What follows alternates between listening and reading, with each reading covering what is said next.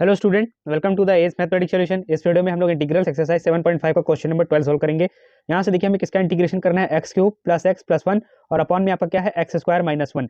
तो ठीक है, हम सबसे पहले क्या करेंगे, इसे इंटीग्रेशन फॉर्म में लिखेंगे, integration of x cube plus 1 upon x square minus 1। तो यहाँ से अगर आप ध्यान से देखें तो ऊपर आपके क्या है क्यूब फॉर्म है और नीचे स्क्वायर है। तो हमें ऊपर की फॉर्म को आपको कम करना होगा। ऊपर मतलब अगर नीचे स्क्वायर है तो ऊपर आपको लीनियर बनाना होगा, नीचे तो आपकी क्वाड्रेटिक है ही है। लीनियर बनाने के लिए आपको एक्स की पावर 1 बनानी पड़ेगी। तो बस वही सिंपल सा लॉजिक हम लोग यहाँ पे डिवाइड देंगे। एक्स स्क्वायर माइनस 1 का डिवाइड कैसे होगा, एक्स क्यूब प्लस का एक्स प्लस का 1। ठीक, अब ध्यान दीजिए डिवाइड कैसे होगा, एक्स क्यूब इसका पहला टर्म ले लेते हैं और इसका पहला टर्म एक्स स्क्वायर। सो क्यूब से स्क्वायर कैंसिल, आया क्या आपका एक्स आया, एक्स से डिवाइड दे दीजिए।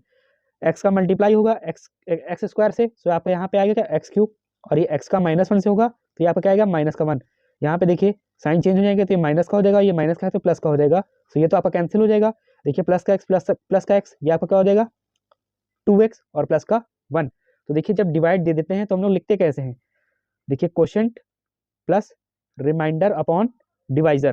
ठीक, क्वोशंट आपका आया क्या है, ये आपका आया है x, रिमाइंडर आपका क्या आया है, आपका आया है 2x प्लस 1 और अपॉन में डिवाइजर आपका क्या है एक्स स्क्वायर माइनस का 1।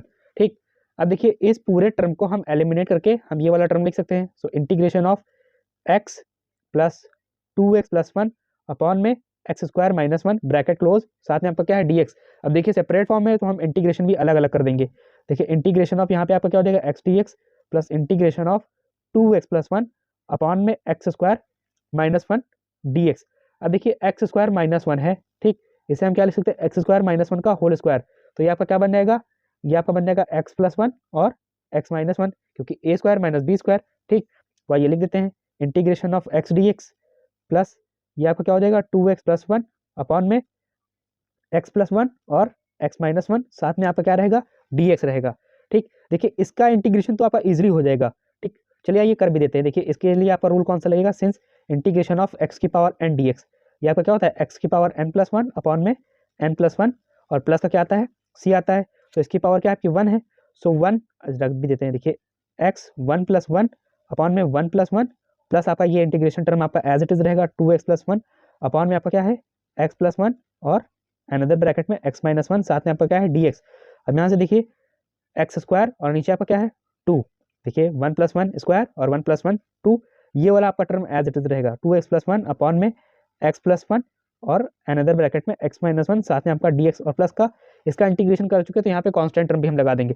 अब देखिए इसका इंटीग्रेशन क्यों नहीं किया, क्योंकि ये अपने आप में एक क्वेश्चन है, इसका इंटीग्रेशन अलग करेंगे। सो हम यहाँ से क्या करते हैं इक्वेशन नंबर फर्स्ट इसे बनाकर छोड़ देते हैं। चलिए ये इसका इंटीग्रेशन अलग करते हैं। हाँ, तो यहाँ से देखिए इस वाले टर्म का इंटीग्रेशन अलग करेंगे, इस वाले पूरे टर्म को हम लोग पार्शियल फ्रैक्शन के थ्रू ब्रेक कर देंगे।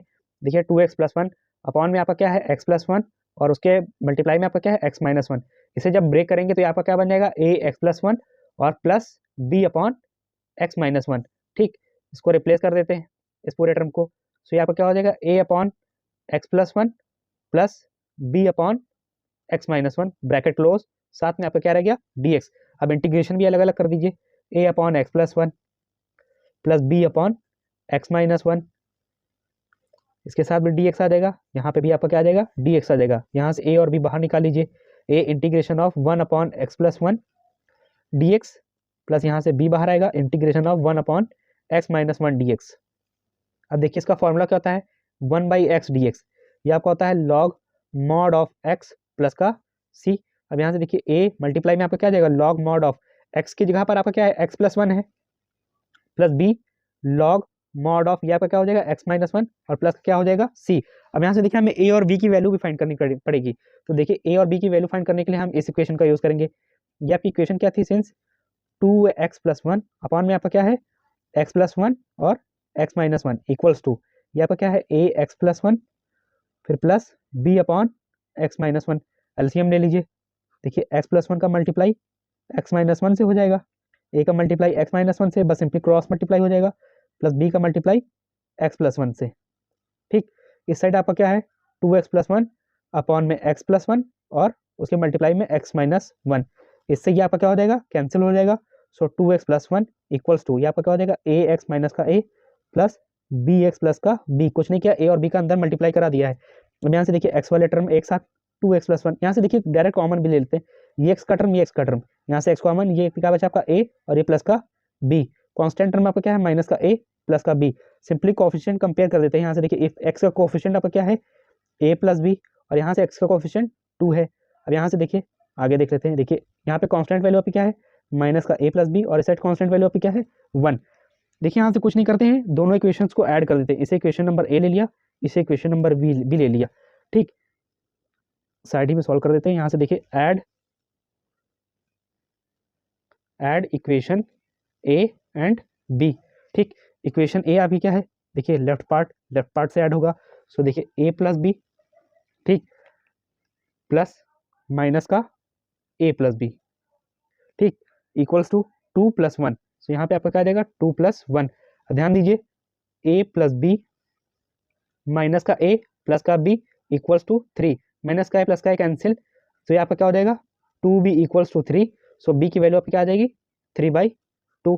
अब यहाँ से a की वैल्यू निकाल लेते हैं। a की वैल्यू b में पुट कर दीजिए, put b equals to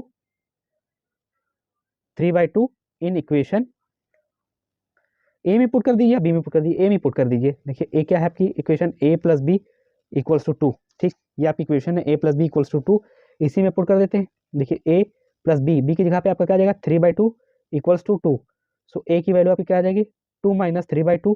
so a की वैल्यू 2 2 जा 4, 4 से 3 गया, या फिर क्या आ जाएगी 1/2, ठीक।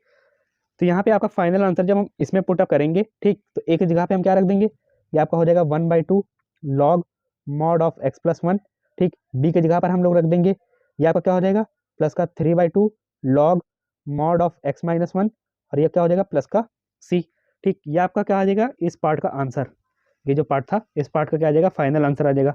अब इस पूरे पार्ट को हम क्या करेंगे इक्वेशन नंबर फर्स्ट में पुट कर देंगे, ठीक, इस इक्वेशन नंबर फर्स्ट में पुट कर देंगे, ठीक। यहाँ पे आइए पुट भी कर देते हैं, ठीक। देखिए x²/2 तो आपका एज इट इज था, ये आपका एज इट इज रहेगा, ठीक।